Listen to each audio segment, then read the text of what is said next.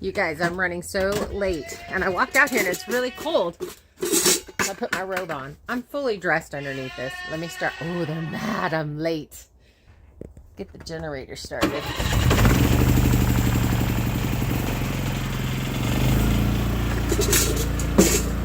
So, I had a doctor's appointment this morning.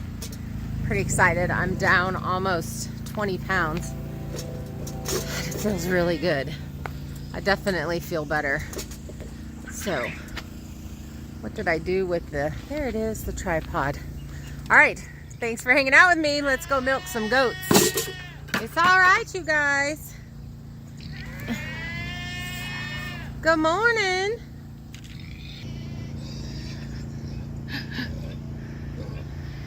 Good morning, Bubba.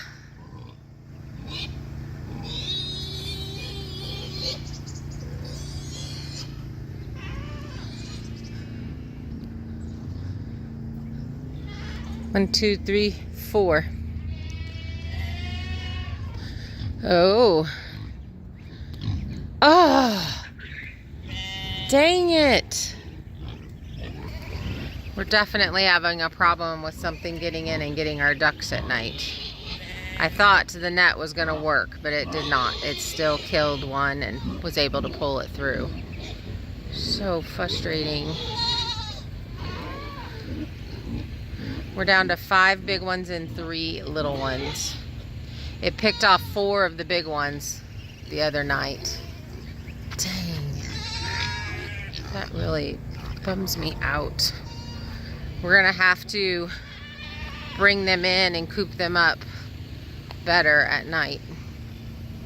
We started with 13, now we only have 8. Good morning. Are you ready to be milked? Am I late? I'm so late. So late.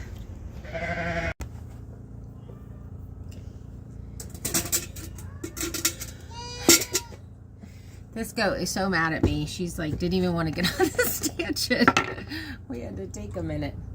I had to take a minute and get her all set up. I do feel like I need some other kind of, I don't know, Texas, we have dusters. They're called dusters, but they're long jackets that cover your legs. And it helps you stay warm out of the wind and such.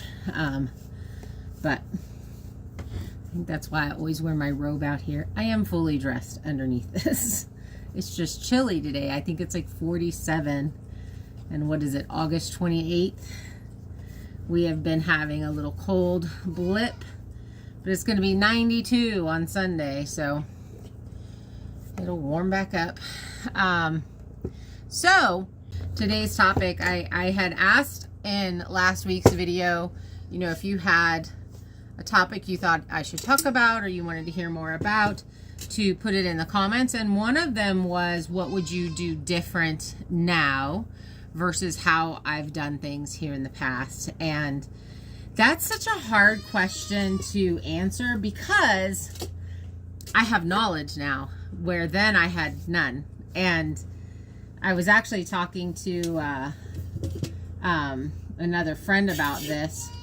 And I was saying, you know, it's hard because you have to take the time to learn your land. And with raw land, you think you may want to set something up somewhere, but then it may turn out that you don't want to set it up that way. I feel like these first bits of milk are so loud in the buckets that you can't hear me talk over the milk. But I love that she lets me hand milk her. The other one is just her teeth are too small, so I'm going to have to use the machine on her. But I do like hand milking. So I would have to say, if I could go back knowing all the things that I know now, so having the education and the information that I have over the last 3 years, what would I do different? And I have touched on this topic before a few times, and I think that my information is still the same. I literally would have built a carport over my RV doubled the space, enclosed the other side in, put a deck, whatever, and then lived in that and been a lot more comfortable in that. I'm going to enjoy this tiny house because it's getting finished, it's getting cute, it's getting all those things. But it has definitely been something that in the back of my mind I've thought, what am I going to do with this when I build my bigger house? And it's a permanent thing on the property now, so it's not something that can be moved off or whatever. Where an RV cover with the RV can be sold and moved off, and then you have a covered kind of studio that you could use for guests, or you could, I don't know, I'm going to be making goat's milk soap. I could use that area for goat's milk soap. So, I mean, there's really just, to me, it seems like there's more that I could do with that versus this. And it would be movable, it could be movable or whatever, but that being said, I'm okay with this. It would also have taken less time. Now, I've been learning. I've been growing in my skills. Hey, honey, you trying to come over? You want your turn? And all of those things. So I would definitely, I think that's what I would have done differently on that. And then built my little goat barn, because I used these animals to clear space. I did not have equipment. And so they do serve a purpose more than just food. And so I think I would have went ahead and taken this temporary down sooner and turned it into a better goat barn. Jeez, that's all she's given me this morning. So, oh no, I did not bring my lid. Dang, I need the lid. So I think those are probably two of the things that I would have immediately done differently. I also think that I would have milled everything out for the shop, that I just would have spent 2 years milling and not felt super rushed to start putting out content for YouTube. So, I mean, that's really, truly what it was on that. And originally that was going to be my house. And then it changed into a shop. And because I moved over to this section, which is a lot more private and I really like. So I definitely would have slowed that down, just started milling, just started stacking lumber, and then put the shop up correctly instead of a piece at a time. And I would have just been trying to save money for the crane and all of the things and that. And in that being said, I would not have had anybody but Kira come stay. And that's not against that person. It's because of me and my personality and the fact that this is not a holier than thou thought process. It's just something that I do. I'm a caregiver and I put people before me. And I have to know that about my personality so that I don't continue to do it to the detriment of my build and what's going on in my build. And I really did get set behind. And I'm definitely learning that I'm very set in my ways because I've been single for a really long time, and I don't really live well in a very tiny space with somebody else who lives very different than I do. So there's just things that we do as homesteaders that we do very differently. And so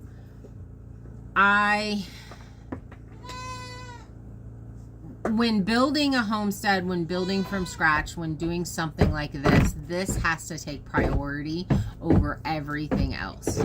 And so having that frame of mind, you know, looking back, if I would have done that, if I would have just milled for 2 years and got everything milled for the shop, then I would be assembling this year. It would be renting the crane, putting it up, getting things going, and that process would be very quickly, and then it definitely could be finished in one season with this type of build.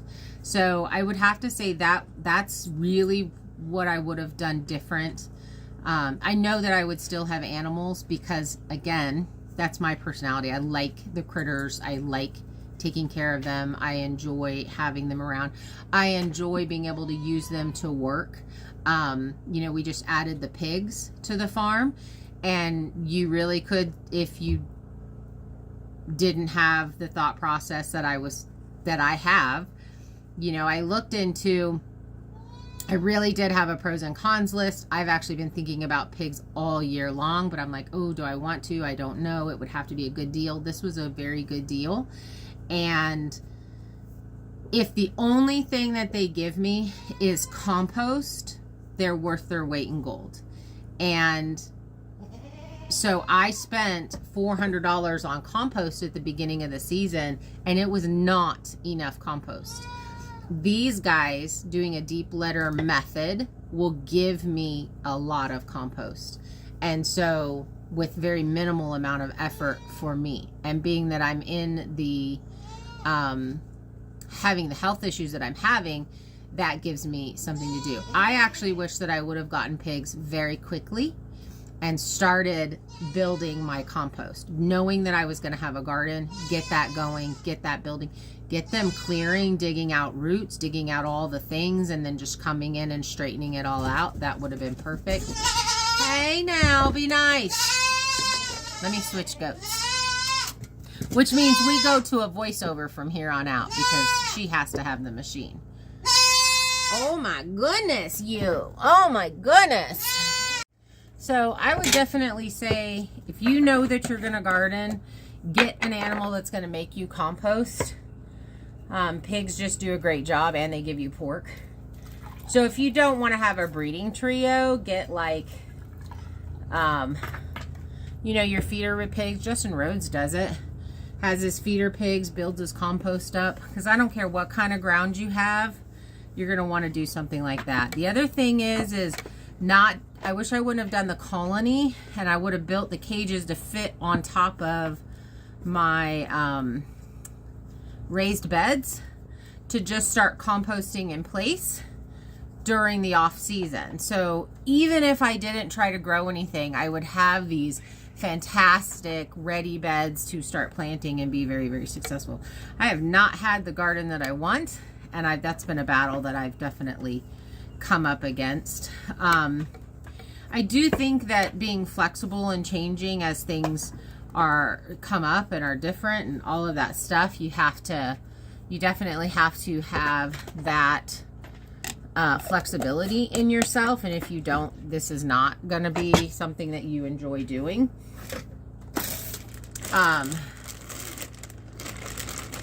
So, you know, switching over to this tiny house build, my first initial thought was building the barn shop that the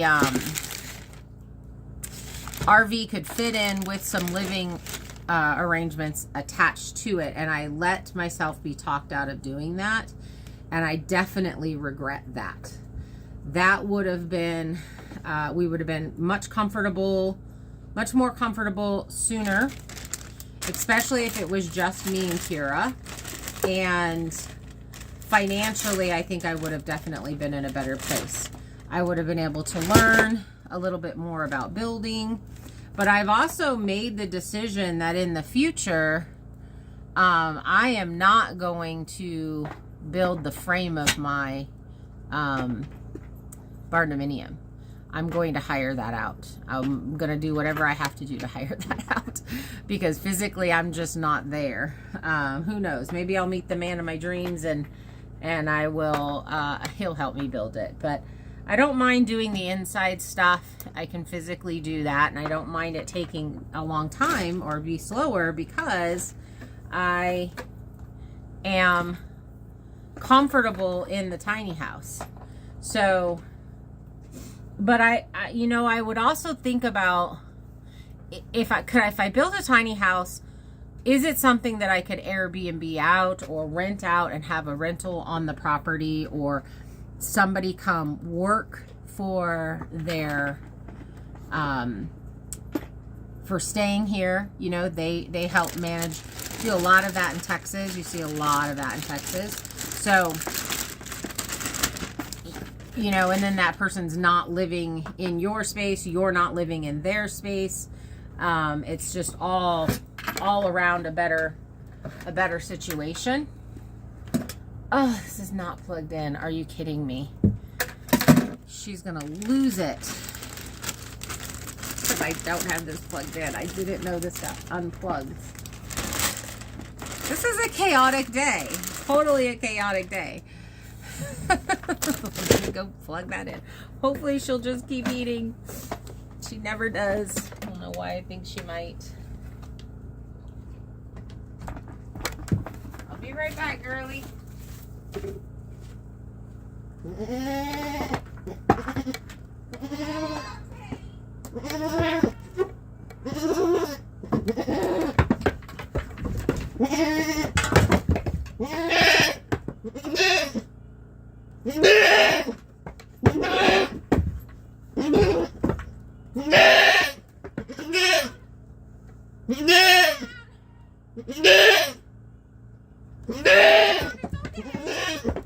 I'm right here. Oh gosh. You're okay. I ran.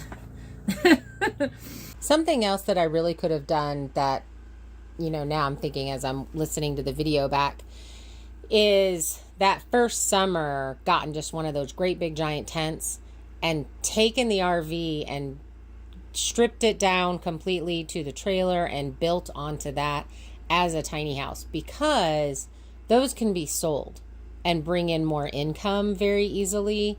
They can be moved around your property. They could be, you know, again, have that cover with the added space, and super simple, super easy.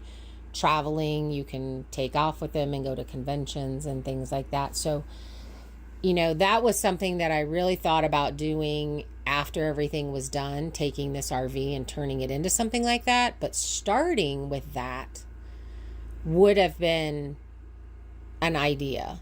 It would have been a hard idea because it was in really good shape whenever I got it. It's now needing to be destroyed, but that's kind of the issue, is RVs don't last well living in them full time. That's why I got a fifth wheel. It has the better trailer.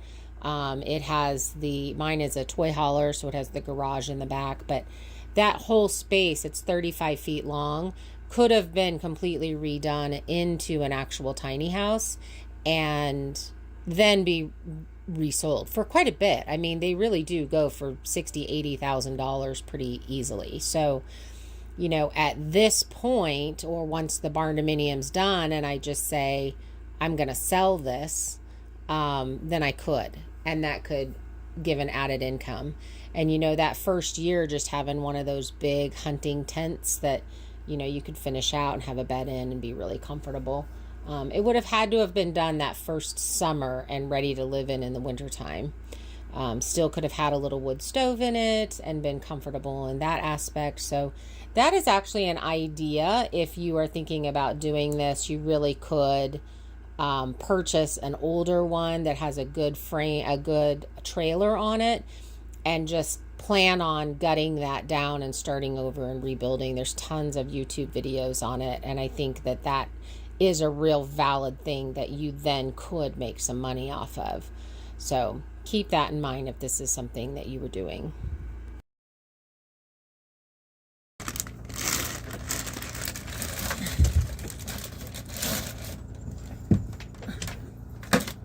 Birds didn't realize I was here. The turkeys have come in. They're running the, I see you guys. They're running the rabbits away. So I would say, I wish I would have thought about, we did think about getting the pigs. Kira and I built a pig pen. We just didn't find the pigs to put the pigs in it. Oh, You rabbits, you little stinkers, digging holes here. Hiding things. We didn't get the pigs to put in. I couldn't find any that I wanted to get. So that took a little bit of a minute, but setting that kind of plan and then following through with it, I guess, not second guessing. I was doing a lot of second guessing, a lot of I don't know. I didn't really have anybody to bounce it off of to make sure I was making a good decision. I was so concerned about really making a good decision and not wasting time that I wasted time.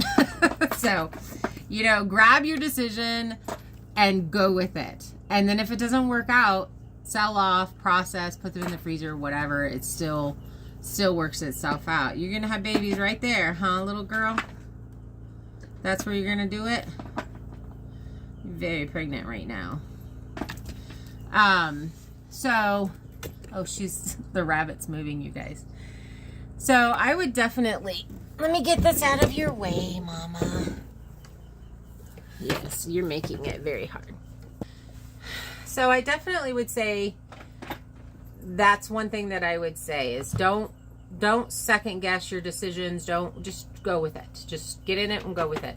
So if I would have set up my pigs in a smaller space, I tried big spaces. Like I wanted them to have tons of room and be able to run all over the place and be happy and la la la. And if I would have just done the 16 by 36 pin, started composting in that spot, wherever, didn't matter where, composting, building the compost pile, that pile could be moved in a later date. And getting those set up, I would have been so much more ahead with my garden. And then, you know, changing out this temporary shelter to a more permanent shelter once I knew that this is where I liked it, because I learned that pretty quickly. I liked it this close. Looking at old farms, they always had their barns close to their house. You wanted to be able to get to them in the wintertime to take care of your critters and such like that. So this is close to my house. So getting that built, learning more building skills, learning all of those things would have been a really good deal. Continuing to mill, having the covered RV space where you had more space. Because if you think about it, if you just use your RV really for sleeping as your bedrooms and a mini little kitchen, but in the summer, spring, summer, fall, you're cooking outside. Some of your winter, you could be cooking outside, but you're doing more soups and such. So if you had a wood stove, you could be cooking on top of that wood stove. Did you finish? Did you finish eating? You could easily do the big pots. My brain's not working up here. My brain's not braining. On top of those, and that would have been way more comfortable. Had a bigger bathroom because RV bathrooms suck. And then a bigger living room section. That would have been very comfortable. A table to sit at, that kind of thing. That would have been very, very doable for quite a while. And then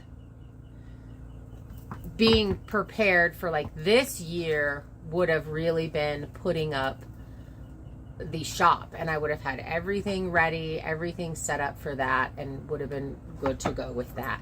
So even with milling takes 5 times longer than you think it's going to take.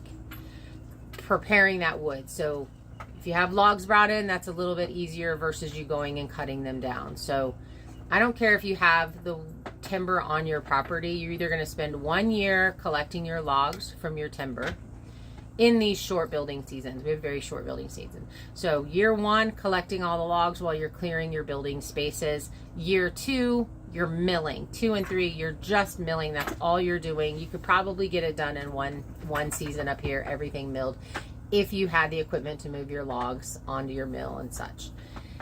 And then year 3, we would have been building.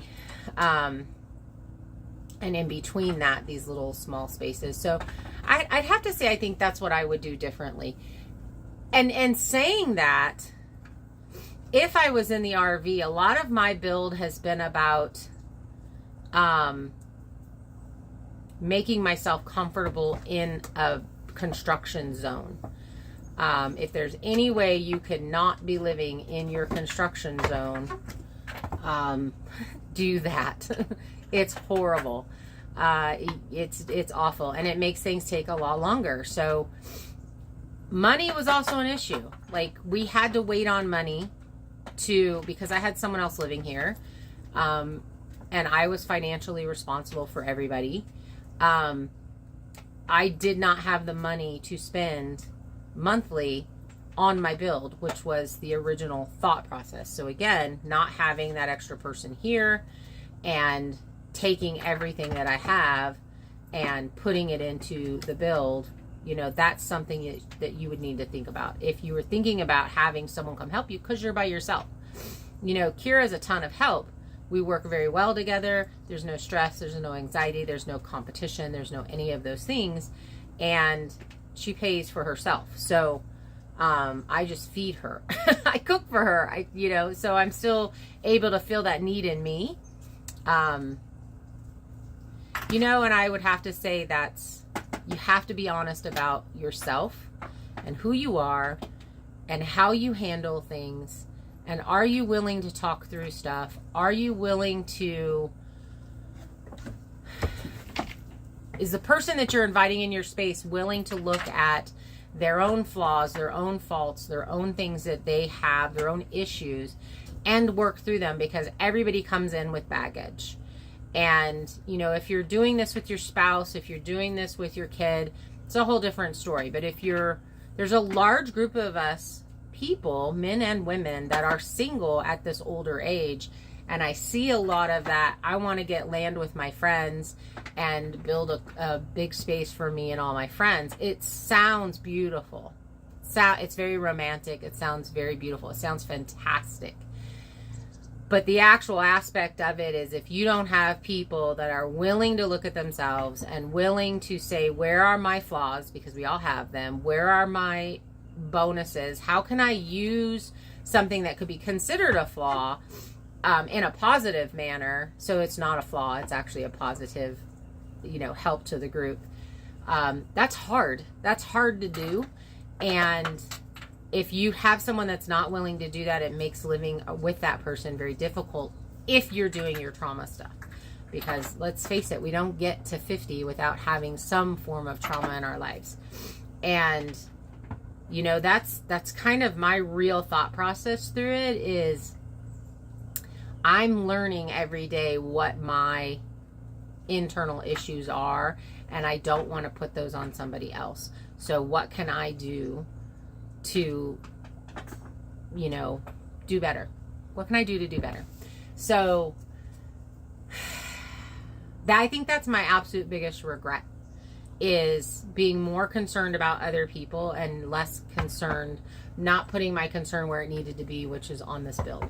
So now I'm in a position where it's almost a start over, and I feel like we've gotten a lot done this season, and I feel good about what we've gotten done. I feel good about what we have left to do.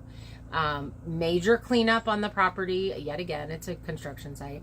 And getting this little barn built, getting the deck and the shipping container waterproofed.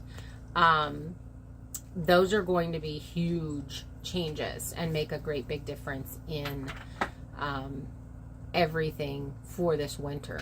Getting the firewood back by the house, that makes a difference. And then I have a list of what I'm doing next year. I have set that down, and I'm looking at it, and I'm really working on focusing on what am I doing right now, and only focus on that. Don't focus on the 15 other things that really need to get done, but that's not what you're focusing on now. And then you can, I can get that thing done and then move on. So for instance, last week we were working on the deck, came against some head against the wall thing. I think something's going to take a week. It takes 2. Kira's leaving this week, so I'm by myself. So now it's like hardcore prep for when she's gone, so that I can finish that deck, so that when she gets back, we are on firewood. Instead of doing firewood this week, we're going to be doing it next week. And the layout for the barn and pouring the piers and getting all of that going. And then we're just on barn build. Like, that's barn build and yard cleanup. That's all we have left.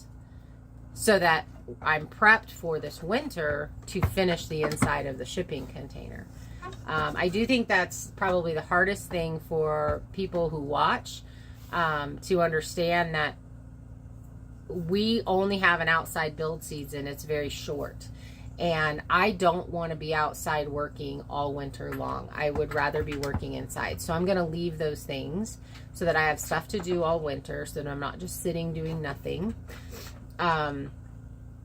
And, you know, so that's hard to watch because I'm not starting and finishing a thing. But honestly, that's my personality. I start 5 things. I do a little here, a little there, a little there, a little there. It's apparently my personality now. So,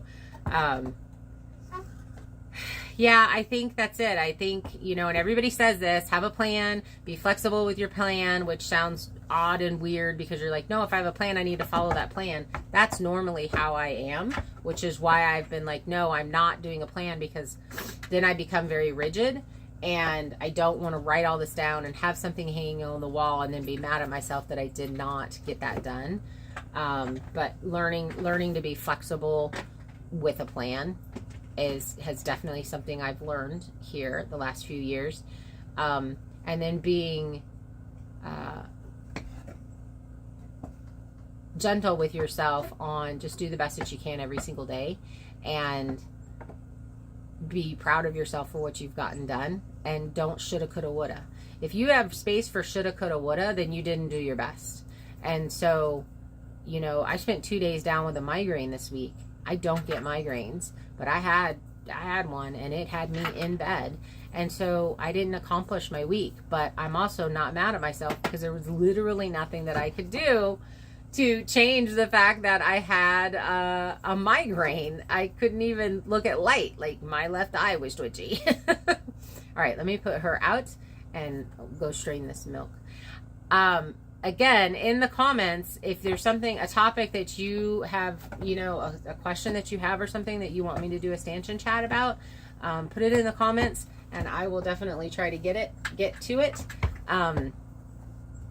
Sorry, today's video went out late for those of you that are on schedule. But thank you guys so much for hanging out with us. I am going to be probably skimming milk. We do have a funeral that we're going to today. A celebration of life of a gentleman that we went to church with, and so we get to celebrate his life with his family and other friends. So we're going to be doing that today, and then this afternoon I think we're pulling the wood stove, the old wood stove, out of the house so that I can start prepping for the new wood stove.